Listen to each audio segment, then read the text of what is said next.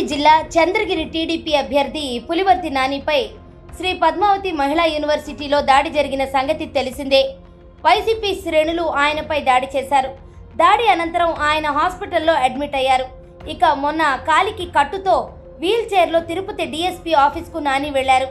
అయితే పులివర్తి నాని గాయపడడం ఒక నాటకమని అంటున్నారు చంద్రగిరి ఎమ్మెల్యే చెవిరెడ్డి భాస్కర్ రెడ్డి.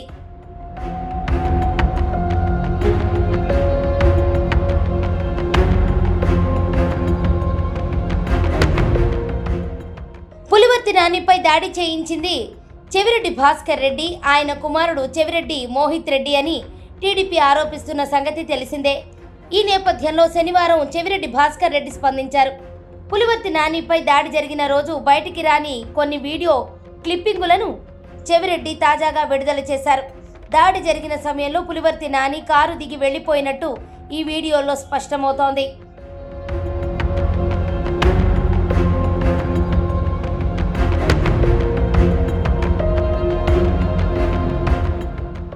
పులివర్తి నానిపై జరిగిన దాడికి సంబంధించి ఆయన కాన్వాయ్లోని కార్లకు ఉన్న డాష్ కామ్లలో వీడియోలు రికార్డ్ అయ్యాయి. అయితే మొదట పులివర్తి నాని ప్రయాణిస్తున్న తెలుపు రంగు ఫార్చ్యూనర్ కారుపై వైసీపీ కార్యకర్తలు దాడి చేశారు. వెంటనే పులివర్తి నాని ఆ కారు దిగి వెళ్లిపోవడం చెవిరెడ్డి విడుదల చేసిన వీడియోలో కనిపించింది. అలాగే యూనివర్సిటీలో ఒక చోట పులివర్తి నాని, ఆయన భార్య, కొంతమంది అనుచరులు ఫోన్లలో మాట్లాడుకుంటూ తిరుగుతున్న దృశ్యాలు కూడా చూడొచ్చు. కాబట్టి పులివర్తి నానిపై ఎలాంటి దాడి జరగలేదనేది చెవిరెడ్డి భాస్కర్ రెడ్డి వాదన.